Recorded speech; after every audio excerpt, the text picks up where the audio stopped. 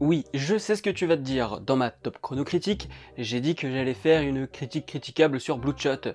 Sauf que, arrivé à l'écriture, j'avais aucune inspiration. Parce que le film est pas mauvais au niveau d'un Star Wars 9, et parce qu'il est pas suffisamment bon pour en dire des choses intéressantes. Des choses intéressantes qui mériteraient du montage. Et donc je me suis dit, plutôt que de travailler sur une vidéo qui va me prendre du temps et qui finalement sera un résultat pas terrible, alors que j'ai d'autres projets sur lesquels j'aimerais avancer, eh bien tu as une critique à l'arrache. Voilà, cette introduction est beaucoup trop longue. Salut à toi cinéphile de l'extrême et bienvenue pour cette nouvelle critique à l'arrache où je vais te parler de Bloodshot, un film avec Vin Diesel qui devait sortir au cinéma et qui finalement s'est retrouvé en VOD à cause du confinement. Et honnêtement, si j'étais pas au courant de cette sortie cinéma et que je l'avais juste vu passer en VOD, eh ben j'aurais même pas cru que c'était prévu pour une salle de cinéma, parce que bordel, c'est de la VOD.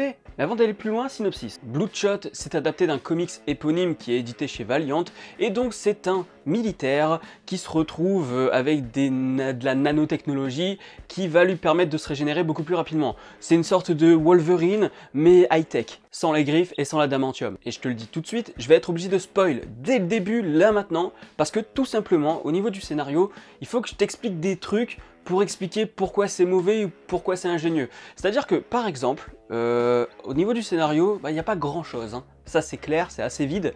Ce qui est dommage parce qu'il y avait quand même du potentiel quoi, avec un personnage comme ça. Et ce qu'on en a fait, c'est un cliché justement typique de ce qu'on peut avoir comme film VOD cinéma d'action quoi. Et donc là, on se retrouve avec ça. Et sur les 40 premières minutes, on se fait chier. Mais vraiment, clairement, on se fait chier. Ce qui est assez paradoxal parce que t'as un montage qui est hyper rapide, hyper épileptique et tout, mais le montage a beau être dynamique, on se fait chier, il ne se passe rien, il n'y a aucune idée de mise en scène, tout est fait de manière aléatoire. C'est classique. Et donc c'est classique au niveau du scénario aussi, parce que comme je le dis, il n'y a pas grand chose à raconter, mais en plus de ça, on te balance des clichés, des archétypes, même des stéréotypes, hein, et c'est ça qui est hallucinant, c'est que t'as du potentiel et tu fais un film lambda. Et c'est dommage parce que en fait, la première partie où on se dit ouais c'est cliché et tout, eh bien tu finis par comprendre pourquoi c'est cliché, et du coup c'est ingénieux. C'est-à-dire que en fait c'est des mémoires, c'est des souvenirs qu'on lui a implantés dans sa mémoire, ce sont des faux souvenirs, et donc ce n'est pas un scénariste qui écrit ce truc, c'est un informaticien qui crée ça de toutes pièces. Donc l'informaticien n'est pas un scénariste, donc évidemment qu'il va reprendre des clichés qu'il a vus et revus par-ci par-là dans des films ou dans des séries, ce genre de choses.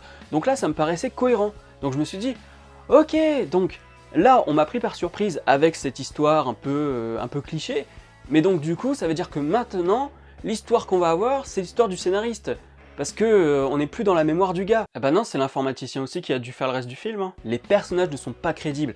L'autre, il est méchant pour être méchant, parce que oh là là, c'est bien d'être méchant. Son bras droit, là, son homme de main, il est méchant, parce qu'il faut être méchant, hein, c'est tout, encore une fois.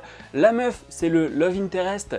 Certes, il n'y a pas de roulage de pelle à la fin, mais on n'est pas loin avec le coucher de soleil et tout ce que tu veux. Donc là-dessus, oui, on est encore dans du cliché. Oui, la meuf ne sert strictement à rien, parce que de toute manière, même si elle n'était pas là, je pense que le gars informaticien qui va l'aider, qui va l'épauler, là c'est un duo qui marche bien avec Vin Diesel et puis l'informaticien hyper balèze, là ça marche bien, et bien ce personnage là il l'aurait aidé de toute manière. Donc en fait la gonzesse ne sert strictement à rien, si ce n'est dire bon bah voilà il y a une bonasse dans le film. Et je crois que c'est par les producteurs de Fast and Furious, et du coup je suis pas étonné, parce que Fast and Furious, voilà, c'est des grosses voitures et des belles gonzesses. Là c'est des gros bonhommes et puis des belles gonzesses. Donc voilà, le scénario, c'est cliché sur cliché sur cliché. En plus de ça, ça ne raconte rien, donc on se fait bien chier. Il y a peut-être 15-20 minutes où je me suis dit « Ah, là, c'est bon, je suis dedans ». Mais ça n'a pas duré longtemps, je vous le dis. C'est catastrophique. Et moi, j'avais beaucoup d'attentes sur ce film. C'est pour ça que je suis quand même déçu, parce que je m'attendais à avoir quelque chose d'intéressant.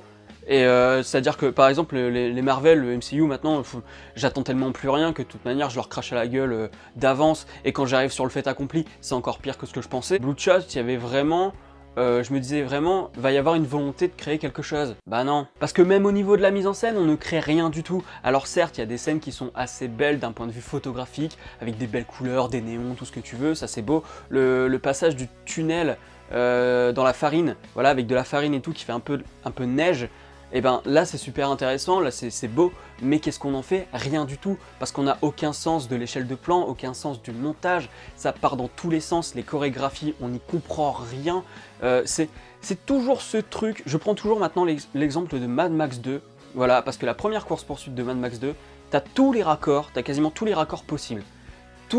On comprend tout par le langage cinématographique. Qui est où, qu'est-ce qui se passe, comment, qui regarde quoi. Et donc je la prends toujours en exemple maintenant, parce que quand tu vois des films du MCU ou Bloodshot, parce que pour moi c'est un peu le même délire, ils ont voulu faire à peu près pareil, sauf que Bloodshot est un peu plus, un peu moins grand public, voilà, c'est la seule différence, parce que voilà, le crâne un peu déchiqueté, oui, ça c'est beau, ça c'est joli, mais globalement ça reste quand même du format super-héros Marvel, quoi, donc c'est assez triste. Et donc dans la mise en scène on retrouve les mêmes problèmes, genre l'échelle de plan, les plans rapprochés alors que ça devrait être des plans larges où on voit l'ensemble des personnages pour comprendre à quel moment il va taper qui et pourquoi, dans quel sens et de quelle manière. Ça, on n'a rien de tout ça, c'est que des plans rapprochés avec un point qui va taper quelque part, on sait pas pourquoi, un autre qui va taper là, et puis ensuite une portière qui vole.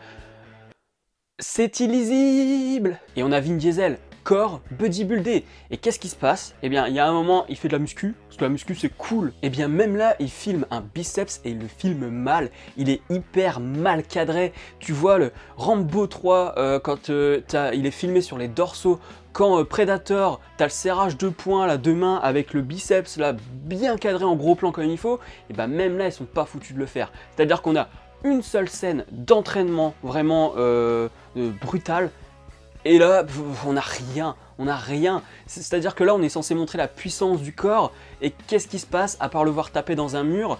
Et bah rien du tout. On ne sait pas filmer le corps, on ne sait pas filmer la puissance du corps. Et donc c'est dommage, parce qu'il y a un début d'iconisation dans la manière de filmer le corps, et on l'oublie tout de suite, quoi. Alors que là, c'était le moment de faire un truc typique années 80.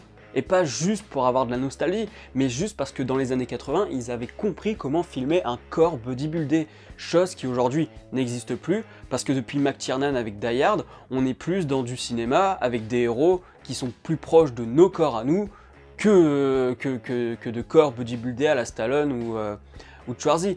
Enfin oui, d'accord, il y a Dwayne Johnson ou il y a Vin Diesel, mais encore une fois, ces mecs-là ne sont pas filmés comme des monstres de muscles.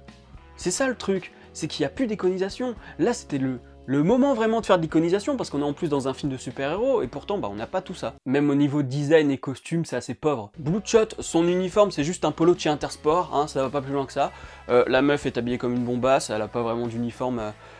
Voilà, c'est juste à l'habiller comme une bonasse.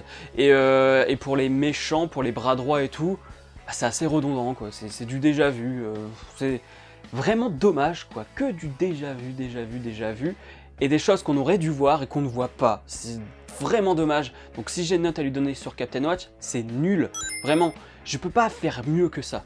Parce qu'avec le potentiel que t'as, avec le budget que t'as, quand tu sors en VOD et que t'as l'impression que c'est un film de VOD, avec quand même un petit budget, quand même, qui est assez conséquent par rapport à de la VOD, tu dis non, je peux pas accepter ça et donc c'est nul, quoi. Je ne le reverrai jamais, je me suis fait chier, j'ai trouvé ça nul, j'ai trouvé ça mais vraiment sans goût, sans saveur, il n'y a vraiment rien et donc ça me fait chier. Si la vidéo t'a plu, n'hésite pas à mettre un petit pouce bleu, à la partager sur les réseaux sociaux, à me dire en commentaire ce que t'as pensé du film, si tu comptes le voir ou je sais pas moi, si t'as lu le comics, tiens dis-moi si t'as lu le comics, parce que moi c'est vrai que je l'ai pas dit, j'ai pas lu le comics, donc dis-moi si t'as lu le comics et si tu trouves qu'il est meilleur que le film. Si tu penses qu'il y a des choses qui auraient dû être améliorées sur tel ou tel point, sans spoil s'il te plaît, parce que j'aimerais bien lire la BD un de ces jours. Je t'invite à me rejoindre sur Captain Watch, dessus tu pourras voir mes notes, ce que j'ai envie de voir, tu peux me lancer des défis et voir mes pitchs de films et séries. Retrouve aussi mes vidéos dans ton fil d'actualité et dans les fiches de films et séries. D'ailleurs dans la description tu pourras retrouver mon top flop des films avec Vin Diesel. Abonne-toi à la chaîne si ce n'est pas encore fait et n'oublie pas d'actionner la petite cloche pour être alerté des prochaines vidéos. Quant à moi je te dis à la prochaine sur la toile. Salut.